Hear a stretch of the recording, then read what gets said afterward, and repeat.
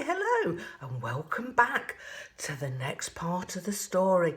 Now, if you remember in the last story, Nana and Grandad was very worried because Nana didn't know how she was going to make all those cakes in time for the christening. Well, let's see what they're going to do. What would you have done? Well, before going to bed, Grandad went to get the magic treasure chest. This will sort out the cake problem, said Grandad. Oh, what a great idea, said Nana. But how many do we ask for? Well, why don't we tell it to find out how many names have been invited and then add a few more on just to be on the safe side, said Grandad. So that's what they did. But Nana said she would be up in the morning just to make sure that the treasure chest had delivered all the cakes. Meanwhile, in the Goblin Kingdom, the king sent for the fearsome guards. Any news on Zitsy and Fowler, he asked. No, said the head guard. They've disappeared. We've been searching the entire land for them. I wonder if they was right about what was going off in Nana and Grandad's garden. I think we ought to send somebody to have a look. It's very dangerous in the garden. Some of the spies have said that there is cats in that garden, said the guard, and he gave a shudder. I think we should not bother going at all. Said the king. I'll give it some thought. And the guard gave a sigh of relief. He didn't want to go into Nana and Grandad's garden if there was cats. Next morning, Nana was up bright and early to check on the cakes, and what a surprise she got. There was 150 of the most gorgeous cakes you have ever seen. She knew exactly how many there were because she had counted them. And just because Grandad liked cakes, and when he saw these he wouldn't be able to help himself, she thought. When Grandad saw the cakes, his eyes lit up. Oh, so many, he said to himself. Nobody'll notice if one goes missing. He's got a very sweet tooth, has Grandad. All of a sudden, there was a voice. Now then, leave them cakes alone. It was Nana. Come and get your breakfast. Grandad looked round. He couldn't see Nana, but he was sure that she was watching him. Come on, you've got bacon cobs for breakfast, said Nana, as a treat, and keep away from those cakes. Grandad left the cakes alone and went into the kitchen. Ooh, bacon cobs. I love bacon cobs, said Grandad. When breakfast was finished, Nana said, well, you now go and check round in the garden and the garage while I finish the pots. Just at that moment, Bella, Boris and the night guard with his wife came into the kitchen. What's that lovely smell, said Boris. It's bacon, said Nana. Would you like some? Oh, yes, please, they all said. If it smells like that, it must taste scrumptious. When Nana had cleaned up for the second time, Grandad appeared in the kitchen. Any chance of a cup of tea? He said, and he winked at Boris. Never mind your tea, Belly, said Nana. You go on out into the garden and check round and make sure everything's okay. All clear, said Grandad. I can't see any problems.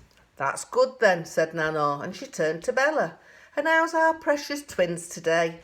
They had a very disturbed night. It's as though they knew something was going on and things were a little bit different. The guard's wife and I took turns all night changing their nappies. Well, if you want to use the washing machine, I'll show you how to use it, said Grandad, and Nana gave him a look. Of course you will, dear, Nana said, and she smiled at Bella. Just then the king crept in with more of the palace guard. I knocked on the door but got no reply, he said. What's that lovely smell? It's just furniture polish, said Nana, looking at the king, because she knew that if she had to start again, she'd be cooking all morning. Let's get started then, said the king. If I'm not going to get a bacon cob, we might as well get on with some work, he thought to himself. Let's get the twins ready for the ceremony.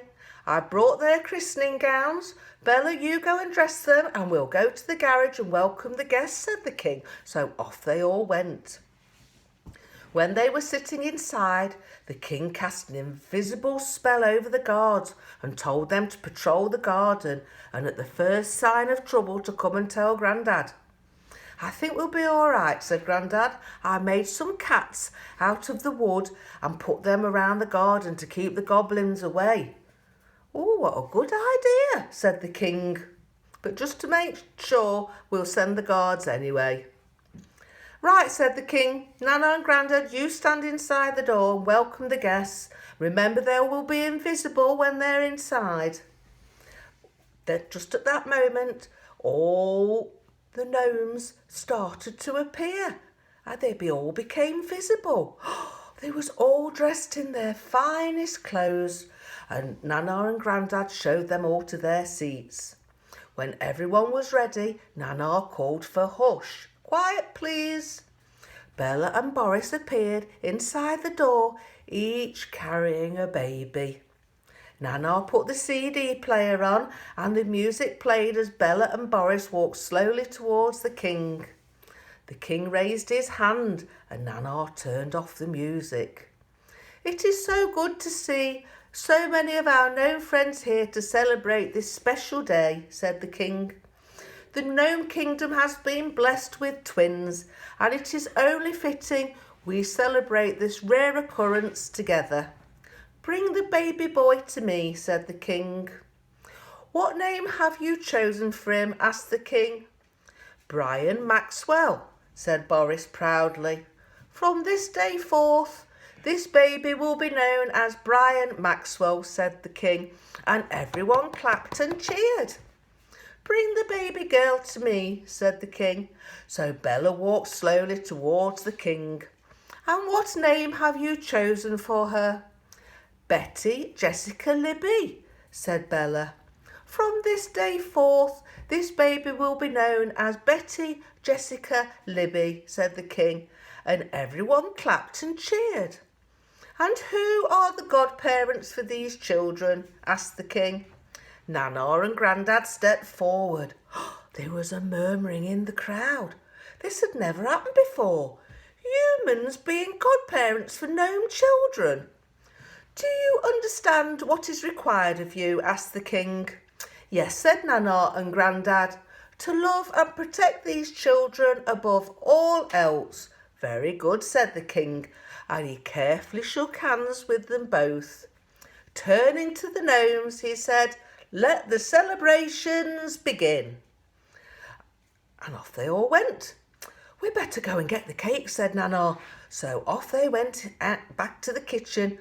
When they was carrying the back, Nana counted them twice. She could only count 149 cakes. I wonder where the other one went to, she thought, and she looked at Grandad. But he was mysteriously looking up at the sky. When the gnomes saw the cakes, they all made a dash for them, and they enjoyed every crumb. When the festivities were finished, it was time to give out presents. The babies got all sorts of gold bracelets, silver rattles, new clothes, and many other things. When they had finished unwrapping everything, it was Nana and Grandad's turn. Grandad carried a big box up to Bella.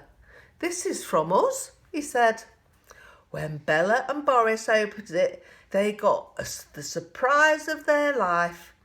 Nana and Grandad had bought a pink doll's pram for Jessica, Betty, Libby, and a blue one for Brian Maxwell. What lovely presents, they said. Thank you so much, said Bella.